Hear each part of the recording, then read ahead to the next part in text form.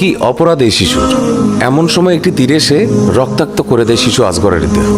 পিতার হাতেই শহীদ হন 6 মাসের শিশু আসগর। অসুস্থ পুত্র জয়নাল ছাড়া বাকি সব পুরুষ নিহত হলে একাই যুদ্ধের জন্য প্রস্তুত হন ইমাম হুসাইন।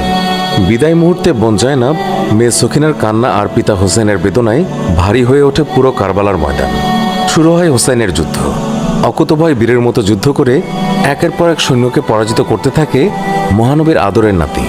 হোসেন যখন অপ্রতিরোধ্য হয়ে ইয়াজিদের বাহিনীকে পরাজিত করে সামনে এগোতে থাকে, ঠিক তখনই একের পর এক তীর এসে বিদ্ধ করতে থাকে তার ঘোড়ার শরীর।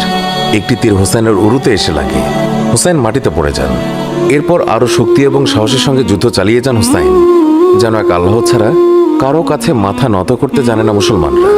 সে জীবনকে তুচ্ছ মনে করে, অন্যায়ের সাথে আপোষ করার চাইতে। একের পর এক তীর এসে বিঁধে যাচ্ছিল হুসাইনের শরীরে। সেই সময় হঠাৎ কয়েকটি তীর এসে বিঁধে যায় ইমামের কলিজায়।